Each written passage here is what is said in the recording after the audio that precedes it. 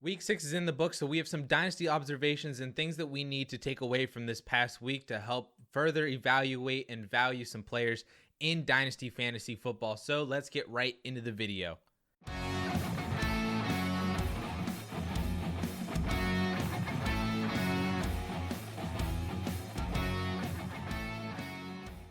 So usually in this video, I have 4 takeaways from the past week of NFL football that have impacted our values of Dynasty players, either in a good positive way or in a bad negative way. However, this week I really only have one because we need to have a candid conversation about Derrick Henry's Dynasty value moving forward, because what he's doing is honestly super ridiculous, but we are also simultaneously penalizing him for it in the Dynasty community. And I get it. I said all the reasons that everybody else was saying about Derrick Henry and why he was a fade in Dynasty startups, why he was a sell high if you already have him in your Dynasty rosters. I even made and highlighted him in a video about it back in June of all the stuff that everybody was saying about Derrick Henry all off season that I'm sure you guys have already heard and went through. But honestly, there are 2 reasons right now and 2 things that are impeding him from being inside the top 5 and honestly inside the top 3 of your Dynasty running back conversations. And those 2 things are age and a massive workload and volume right now. So we can touch on age first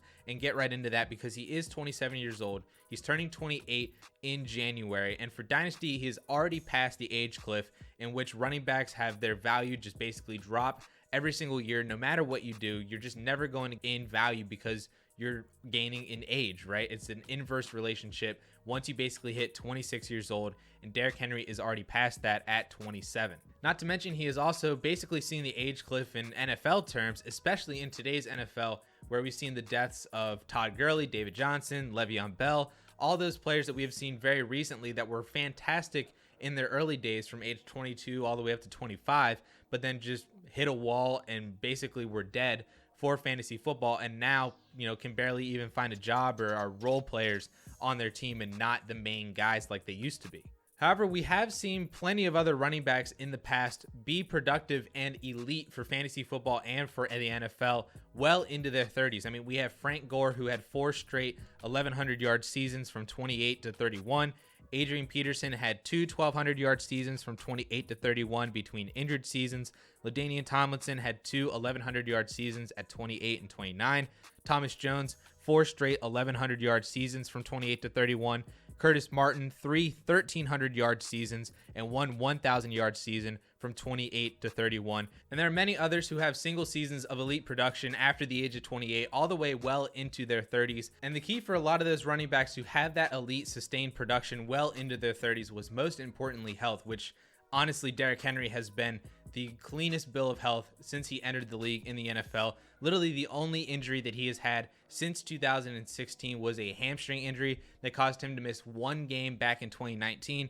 But he was totally fine because the week after that injury that he missed, he came back and ran for 200 yards and 3 rushing touchdowns. So that's the only thing that Derrick Henry has had a problem with injury and health-wise since entering the league in 2016. The other key for sustained production is continuing to receive that volume in order to get that production. And honestly, if you can sit here and tell me that Derrick Henry is going to stop getting that volume, please let me know, because I cannot fathom any reason why he would or should even slow down or stop getting the massive volume that he is getting right now. Will it ever stop? Yo, I don't know. After having 303 carries in 2019, then 378 carries last year, the Titans said, screw it, give him more, and he is currently on pace for 460 carries right now through 6 games. 460 carries. And the narrative entering this season was all about how players regress and fall hard after having seasons with over 350 carries, but that clearly hasn't been true for Derrick Henry, because through 6 games, he already has nearly 800 rushing yards and 10 rushing touchdowns in 6 games. And that is equivalent to basically the same amount of production that Miles Sanders, the RB23 last year, Miles Sanders had all of 2020, and Derrick Henry has done that in 6 games. The other narrative is that 99 to 100% of Derrick Henry's production is because of that massive volume that he is receiving, and he can easily be game scripted out in any Tennessee Titans losses or blowout games because of that massive volume not being there, especially given the fact that he has not caught passes in the past before. And while that narrative in theory is all good and true, I mean, Derrick Henry is the engine for this offense. He is what makes this offense go. He is going to receive 20 or more carries basically every single week because he is the offense, and he just put up 150 yards and 3 rushing touchdowns on a top 3 rushing defense in the Buffalo Bills, and was integral to the reason why the Tennessee Titans won that game last night. Not to mention that at almost any point in any game whatsoever, he can do this. Here's Derrick Henry trying to get the big guy going, and he's going. And when I say going, he might go all the way. Nobody's going to catch him. Or this. Henry breaking free. 20, 25, off to the races. They may not catch him. They won't catch him. Touchdown. Or this. Drive starts at the 1 and looking for a little breathing room, and they get that and plenty more. Derrick Henry still going. Stays in bounds.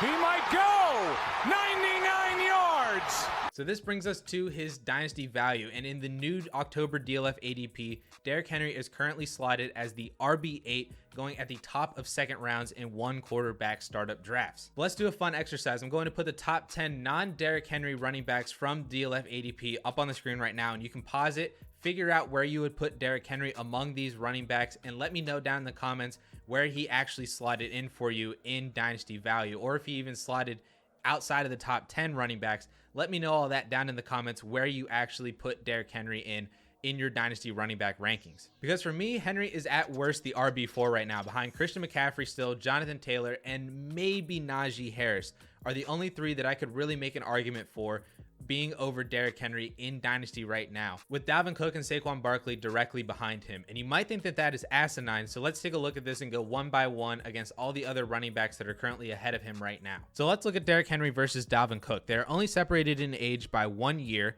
Henry has been healthier his entire career as well. Their volume has been very similar, even though Dalvin Cook has been a little bit more productive in the receiving game as well, which has made him a little bit more valuable for fantasy. But given Derrick Henry's track record of health over his career versus Dalvin Cook's track record of health, that gives me hope for Derrick Henry moving forward, having a cleaner slate of injuries than Dalvin Cook. So give me Derrick Henry through 2023 over Cook through 2023.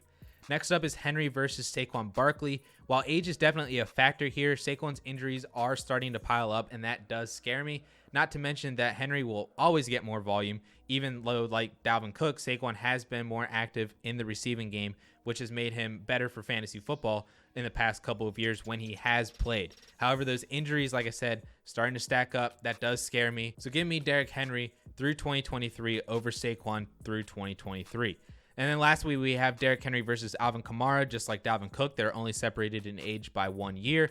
And this is more of a bet on offenses and overall volume for me on this matchup.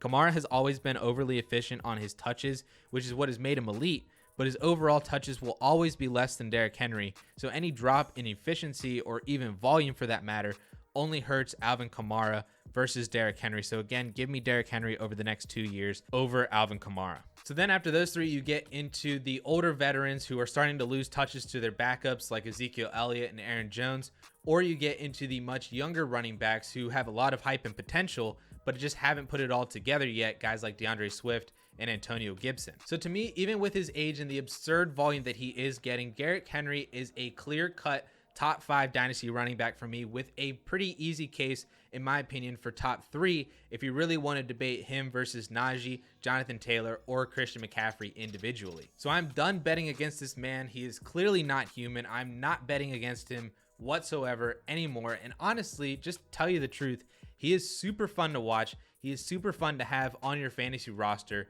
And it just feels like such a power chip whenever you can just go into a match and be like, I got Derrick Henry. He could just drop 30 or 40 fantasy points whenever he wants, just because he's going to score 3 times, rush for 150 to 200 yards.